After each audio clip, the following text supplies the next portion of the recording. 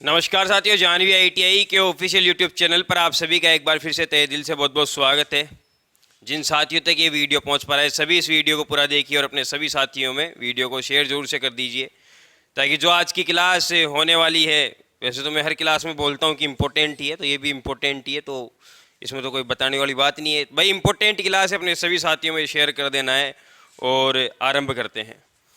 आज की ये क्लास होने वाली है एसी थ्योरी की चौथी क्लास, जिसके आज अंदर हम पढ़ेंगे फेज, इन फेज, आउट फेज, क्वांट्रेचर, इन एंटी फेज, कलांतर, अग्रगामी, पश्चगामी विद्युत धारा का वेग। इनमें से काफ़ी चीज़ें ऐसी होगी जो आपको आती है और काफ़ी चीज़ें ऐसी भी होगी जो आपको नहीं आती है। तो बिल्कुल कोई समस्या वाली बात नहीं है, जो आती है बहुत बढ़िया बात है और जो नहीं आती है वो मैं आपको बता दूंगा। सबसे पहले यहाँ पर फेज से शुरू होते हैं। तो फेज यहाँ पर क्या होता है, हमारे पास दो राशियाँ होती है। दो राशियों के बीच में कितना अंतर आ रहा है, दो राशियों के बीच में अंतर देखना या फिर दो राशियों के बीच में संबंध देखना, ये हमारा क्या कहलाता है, फेज कहलाता है। ठीक है, दो राशियों, जैसे कि एक न्यूट्रल और एक फेज होता है। अपन ने बहुकलीय प्रणाली में पढ़ा था कि फेज, सिंगल फेज जाना था हमने। तो एक फेज के अंदर क्या क्या होता है भाई, एक फेज के अंदर करंट होता है और एक वोल्टेज होता है। ठीक है, तो इन दोनों के बीच में ये दो राशियां है अपने बीच, ये पहली राशि है, दूसरी राशि। इन दोनों राशियों के बीच में जो हम संबंध देखेंगे, उस संबंध को हम क्या कहेंगे, फेज कहेंगे। इन्हीं दोनों के अंदर संबंध देख करके हम ये चार टॉपिक यहां से, ये पूरे टॉपिक यहां से क्लियर कर लेंगे। समझ में आ गया? मतलब इन्हीं दो चीजों को आज हम पढ़ने वाले हैं। यहां पर सबसे पहले बात होगी, आजा भाई, यहां पर सबसे पहले बात होगी एंटी फेज की। एंटी फेज क्या होता है, सॉरी इन फेज की। सबसे पहले बात होती है इन फेज की, कि इन फेज क्या होता है। यहां पर आपने सभी ने एसी का ग्राफ देखा है, एसी की आपने साइन वेव देखी है। ये मैं एक साइन वेव बना दे रहा हूं। ये सभी हम जानते हैं कि ये इसका शिखर मान होता है, यानी कि पीक वैल्यू होती है। क्या होती है भाई, पीक वैल्यू होती है। ठीक है, ये इसकी पीक वैल्यू हो गई। मान लीजिए कि कोई राशि यहां से शुरू होती है, कोई भी राशि मान लीजिए, करंट और वोल्टेज। ये मान लीजिए कि करंट यहाँ से शुरू हुई और यहाँ पर जो आपका शिखर मान है, ठीक है, करंट का जो शिखर मान है, इसको हम IM से भी दर्शा सकते हैं। किससे? IM से भी दर्शा सकते हैं। ये मान लीजिए कि ये IM, ये जो आपका करंट का शिखर मान है, करंट अपने शिखर मान तक पहुंच चुकी है, यानी कि IM तक पहुंच चुकी है। उसके साथ साथ यहाँ से क्या होगा कि वोल्टेज भी आरंभ होगा। मतलब मैंने क्या किया है, अभी तो पहले मैंने करंट बना दिया, फिर बाद में वोल्टेज बना रहा हूं, लेकिन एक्चुअल में ऐसा कभी नहीं होता। क्या होता है कि करंट और वोल्टेज दोनों जीरो से एक साथ शुरू होते हैं, कुछ इस तरह से, और दोनों एक साथ अपने शिखर मान तक पहुंचते हैं। तो वह राशि, ठीक है, मतलब वह फेज जिसके अंदर करंट और वोल्टेज दोनों एक साथ जीरो से शुरू होकर के अपने शिखर मान तक, यानी कि IM तक पहुंचते हैं, हम उसे ही क्या कह देते हैं भाई, इन फेज कह देते हैं। क्या कह देते हैं? इन फेज कह देते हैं। समझ में आ गई बात? यह आपका इन फेज हो गया। ठीक है, यह आपका क्या हो गया भाई, इन फेज हो गया। इसको आप क्या बोलोगे, इसको आप IM से भी दर्शा सकते हो, इसे आप पीक वैल्यू बोलोगे, यानी कि शिखर मान बोलोगे। इसमें समझ में आ गया। इन फेज में क्या होता है, इन फेज के अंदर करंट और वोल्टेज दोनों राशियां एक साथ जीरो से शुरू होकर के दोनों एक साथ अपने शिखर मान तक पहुंचती है, और इसे ही हम क्या कह देते हैं, इन फेज कह देते हैं। यहां पर जब भी किसी फेज के अंदर, किसी सर्किट के अंदर इन फेज की स्थिति आपको देखने को मिलेगी, IM से हम शिखर मान को दर्शाएंगे, शिखर मान, करंट का शिखर मान, और यहां पर VM से, ठीक है, VM से हम वोल्टेज के शिखर मान को दर्शाएंगे। समझ में आ गया? ठीक है, बात समझ में आ गई। और जब भी आपको किसी सर्किट में ये इन फेज वाली स्थिति नजर आती है, तब वहां पर पावर फैक्टर इकाई होता है। और ये कहां पर देखने को मिलती है भाई, ये आपको मिलती है शुद्ध प्रतिरोधी परिपथ में, शुद्ध प्रतिरोधी परिपथ में। यह शुद्ध प्रतिरोधी परिपथ क्या होता है, जिसमें केवल और केवल एक सिंगल प्रतिरोध जुड़ा होता है, वो आपका शुद्ध प्रतिरोधी परिपथ होता है। बात समझ में आ गई? यहां पर हमारे पास इन फेज क्या होता है। अब इसके बाद में हम बात करते हैं आउट फेज की। देखिए, दो फेज एक साथ चालू हो रहे हैं, तो ये तो इन हो गया। ठीक है, अब आउट में क्या होगा कि दोनों फेज पिछड़ जाए, एक दूसरे से आगे पीछे हो जाए, तो हम उसे क्या कह देते हैं भाई, आउट फेज कह देते हैं। मतलब ये दोनों राशियां, करंट और वोल्टेज, अगर मान लीजिए करंट आगे चली गई या वोल्टेज आगे चली गई, और उसके कुछ समय बाद यहां से वोल्टेज या करंट दोनों अलग अलग समय पर चालू होती है, तो हम उसे क्या कह देते हैं भाई, आउट फेज कह देते हैं। मतलब एक दूसरे से आउट हो गए। तो ये तो आपको इन फेज देखने को मिल रहा है। अब आउट फेज जो आपको दिख रहा है, ये आउट फेज यहां पर इस तरह से, ये मान लीजिए कि आपकी करंट है और ये IM तक पहुंचती है, ठीक है, ये IM तक पहुंचती है, मतलब अपने शिखर मान तक पहुंचती है और धीरे धीरे वापस डाउन जाती है। लेकिन यहां पर क्या होगा कि जैसे ही IM तक अपनी करंट पहुंचेगी, मतलब करंट जैसे ही शिखर मान तक पहुंचेगी, उसके बाद आपकी वोल्टेज आरंभ होगी। तो यहां पर ये जो अंतर है, ठीक है, ये जो अंतर है ये आपको दिखा रहा है कि दोनों एक दूसरे से आउट हो गए, करंट और वोल्टेज दोनों एक दूसरे से आउट हो गए भाई, समझ में आ गया, ये दोनों एक दूसरे से आउट हो गए। तो इसे ही हम क्या कह देते हैं, आउट फेज कह देते हैं।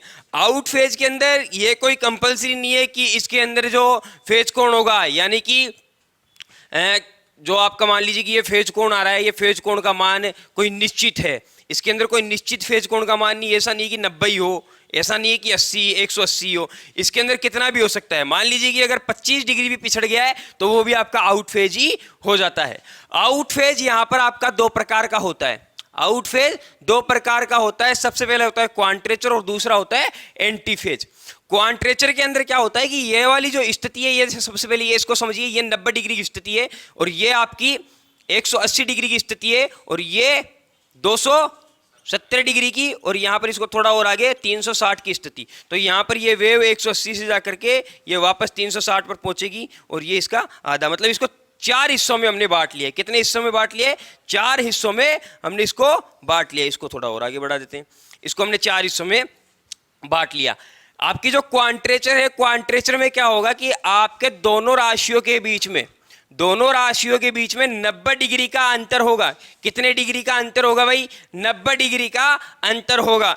इसमें यह भी कोई कंपलसरी नहीं है कि करंट ही 90 डिग्री आगे चले या फिर वोल्टेज ही 90 डिग्री आगे चले, बस कुल मिला के बात है कि दोनों राशियों के मध्य 90 डिग्री का अंतर होना चाहिए। कितना अंतर होना चाहिए भाई, 90 डिग्री का अंतर होना चाहिए। समझ में आ गया, ये 90 डिग्री का अंतर। इसके बाद में बात आती है एंटी फेज की। एंटी फेज में क्या होगा कि जिस तरह से यहां पर ये जो आपका वोल्टेज जो शुरू हो रहा है 90 डिग्री के बाद, तो यहां पर वोल्टेज 90 डिग्री के बाद से चालू नहीं होता, 180 डिग्री के बाद से चालू होता है। अब यहां पर करंट और वोल्टेज के बीच में कितना अंतर आ गया भाई, 180 डिग्री के बीच 180 डिग्री का अंतर आ गया। तो यहां पर 180 डिग्री का जिसमें अंतर आ जाए वो आपका एंटी फेज हो जाता है। याद रखना इन कोणों का मान याद रखना भैया ना, ठीक है। तो यहां पर इन कोणों का मान याद रखना है। क्वांट्रेचर जिसके अंदर 90 डिग्री का अंतर हो, एंटी फेज जिसके अंदर 180 डिग्री का अंतर हो। बात समझ में आ गई, हाँ सर। क्वांट्रेचर के अंदर 90 डिग्री का होगा और एंटी फेज के अंदर 180 डिग्री का अंतर होगा। लिखने दो किताब के अंदर जो लिखा हुआ है, समझ में आ गया।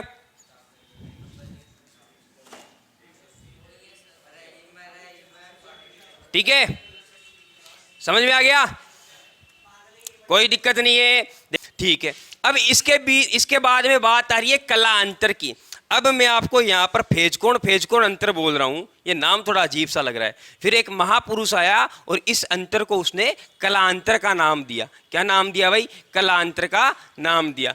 दो राशियों के मध्य जो अंतर आता है उसे हम क्या कह देते हैं, कलांतर कह देते हैं। जैसे करंट और वोल्टेज हो गया, अभी मैंने बताया कि इसके अंदर 90 डिग्री का अंतर था, इसके अंदर 180 डिग्री का अंतर था। अब मैं कहीं पर बोलूं कि 90 डिग्री का अंतर है, 180 डिग्री का अंतर, थोड़ा भद्दा सा लग रहा है ना, तो मैं बोलूंगा वहां पर सीधा इसके अंदर करंट और वोल्टेज के अंदर 90 डिग्री का कलांतर है, या फिर कहेंगे कि 90 डिग्री का कलांतर है। भाई सीधी सिंपल सी बात है, 90 डिग्री का कलांतर है, उसे हम कलांतर बोल देते हैं। दो राशियों के मध्य जो अंतर होता है उसे हम कलांतर कहते हैं। समझ में आ गया भाई, कलांतर समझ में आ गया। दो राशियों के मध्य जो अंतर आता है हम उसे कलांतर बोलते हैं। अब ये कोई जरूरी नहीं है कि यहाँ पर कलांतर फेज करंट और वोल्टेज के अंदर ही हो। एक कलांतर हमने और पढ़ा था जो कि दो फेजों के बीच में हो रहा था, तो उसे भी हम कलांतर ही बोलते हैं। दो फेजों के बीच में या करंट या वोल्टेज जो दो राशियां हैं इनके बीच में जो अंतर आता है, जितने डिग्री का भी अंतर आ रहा है, हम उसे क्या कह रहे हैं, उसे हम कलांतर कह रहे हैं। और इसी कलांतर पर निर्भर करता है कि हमारा जो पावर फैक्टर किस प्रकार का होने वाला है। यहां पर आपका फेज एंटी फेज होगा या फिर क्वांट्रेचर होगा या फिर आउट फेज होगा या इन फेज होगा, किस पर निर्भर करेगा, कलांतर पे, कि कितना कलांतर आपका आ रहा है। ठीक है, कलांतर खत्म। इसके बाद में बात आती है अग्रगामी की। मैंने यहां पर एक चीज बोली है, मैंने यहां पर बोला कि यहां पर आपकी करंट पिछड़ गई। सॉरी करंट आपकी आगे निकल गई। करंट कितनी आगे है यहां पर इस डायग्राम में अगर आप देख रहे हो तो करंट कितनी आगे है भाई, 180 डिग्री आगे, क्योंकि वोल्टेज तो यहां से शुरू हो रहा है। अब आप मेरे को इसमें बताओ कि इसमें आगे कौन है और पीछे कौन है। इसमें करंट आगे है क्योंकि करंट पहले ही शुरू हो गई, और यहां पर जब करंट ने अपना आधा चक्कर पूर्ण किया, जब करंट 180 पर पहुंच गई है, उसके बाद आपकी वोल्टेज शुरू हो रही है, मतलब करंट आगे चल रही है। तो करंट यहां पे अग्रगामी राशि कौन हो जाएगी, अग्रगामी राशि यहां पर हो जाएगी करंट। कौन हो जाएगी भाई आपकी अग्रगामी राशि, करंट हो जाएगी। और कोई ना कोई चीज तो पीछे भी चल रही है भाई, दो चीजें होगी तभी तो एक चीज आगे चल रही है। दूसरी चीज कौन सी है जो पीछे चल रही है, वोल्टेज। तो जो चीज वोल्टेज जो पीछे चल रही है, जो राशि पीछे चल रही है, उसे हम पश्चगामी राशि कहेंगे। ऐसे थोड़ी बोलेंगे पीछे चलने वाली राशि, इसे हम क्या कहेंगे, पश्चगामी राशि कहेंगे। समझ में आ गया भाई अग्रगामी और पश्चगामी क्या होता है। इसमें जैसा कि आपने याद रखा कि जब दोनों साथ में चलती है तो पावर फैक्टर आपका इकाई होगा। तो थोड़ा सा ये भी जान लीजिए, क्योंकि वैसे तो ये आगे और बता देंगे, लेकिन थोड़ा सा और जान लीजिए कि जब आपका करंट आगे चलता है तब पावर फैक्टर आपका लीडिंग होता है भाई। कैसा होता है भाई, लीडिंग, ठीक है, मतलब अग्रगामी होता है आपका पावर फैक्टर।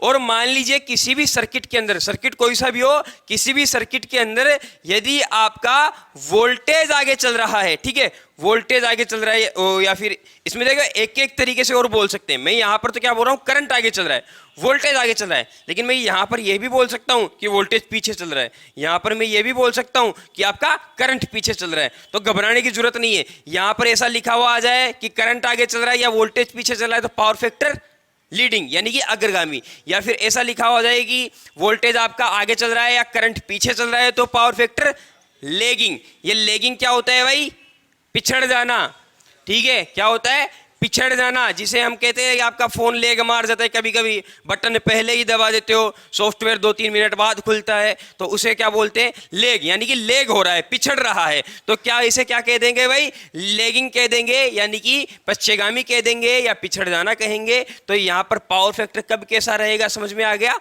यहां पर जो कैपेसिटिव, शुद्ध कैपेसिटिव परिपथ होगा उसके अंदर पावर फैक्टर हमेशा लीडिंग होता है। और मान लीजिए कि आपका इंडक्टिव परिपथ है तो उसके अंदर पावर फैक्टर आपका लेगिंग होता है। समझ में आ गया भाई कैसा पावर फैक्टर होगा, लेगिंग होगा। अग्रगामी पश्चगामी कंप्लीट। अब इसके बाद में है विद्युत धारा का वेग। विद्युत धारा के वेग को हम किससे प्रदर्शित करते हैं भाई, बताइए। विद्युत धारा के वेग को हम किससे प्रदर्शित करते हैं, v से, आवर्ती यहां पर f, और यहां पर तरंग दैर्घ्य क्या है भाई, लैम्ब्डा, ठीक है। तो v बराबर क्या हो जाएगा, आवर्ती इंटू लैम्ब्डा, ठीक है। अभी यहां पर आवर्ती तो आप सभी समझ रहे हैं, अभी यहां पर ये लैम्ब्डा क्या है, लैम्ब्डा यहां पर है तरंग दैर्घ्य, क्या भाई, तरंग दैर्घ्य, ठीक है, तरंग दैर्घ्य। तरंग दैर्घ्य क्या है, यहां पर मान लीजिए कि कोई रोशनी के लिए आपने लैंप लगाया, और लैंप लगाने के बाद आप स्विच ऑन करते हैं, तो यहां से इस लैंप की जो प्रकाश की किरणें हैं वो कितनी देर तक फर्श पे पहुंच जाती है, उसे हम क्या कहेंगे, तरंग दैर्घ्य, ठीक है। यहां पर भी अपने पास तरंग है, लैंप की किरणें भी तरंग है, तो यहां पर ये तरंग कितनी देर में कहां तक पहुंच रही है या शिखर मान तक पहुंच रही है, ये इसकी तरंग दैर्घ्य कहलाती है। तो ये फॉर्मूला होता है, यदि आपके पास फ्रीक्वेंसी की वैल्यू है, यदि आपके पास तरंग दैर्घ्य की वैल्यू है, तो आप इसका वेग ज्ञात कर सकते हैं विद्युत धारा का। वैसे विद्युत धारा का वेग होता है 3 × 10⁸ मीटर प्रति सेकंड, ये होता है लगभग, ठीक है, कितना होता है भाई, लगभग। और इसी प्रकार से अगर एग्जिट की हम बात करें तो इसका एग्जिट कितना हो जाएगा भाई, इसका एग्जिट हो जाएगा 299792458 मीटर प्रति सेकंड, ठीक है, मीटर प्रति सेकंड, ये तो इसका लगभग। अब देखिए यहां पर ये और ये, इसमें कोई ज्यादा अंतर नहीं है, कोई थोड़ा बहुत अंतर है। अब इतना बड़ा याद नहीं हो पाता, इसीलिए इसको छोटे रूप में लिख दिया गया, 3 × 10⁸ मीटर प्रति सेकंड, इसीलिए ये थोड़ा जल्दी याद हो जाता है, और ये थोड़ा मामला लंबा हो गया। हाँ हाँ, नहीं पॉइंटों में नहीं आएगा, लगभग थोड़ा बहुत इतना ही आएगा, ठीक है। और यहाँ पर ये अपने पास बिल्कुल एग्जिट आ गया है, तो ये विद्युत धारा का वेग होता है। विद्युत धारा का वेग यानी कि विद्युत धारा कितनी देर में कहां तक पहुंच सकती है, विद्युत धारा की स्पीड को हम विद्युत धारा का वेग कहते हैं भाई। क्लियर है, कोई समस्या यहां तक? तो अभी के लिए इतना ही काफी है, मिलते हैं इसी प्रकार के धमाकेदार वीडियो में फिर से।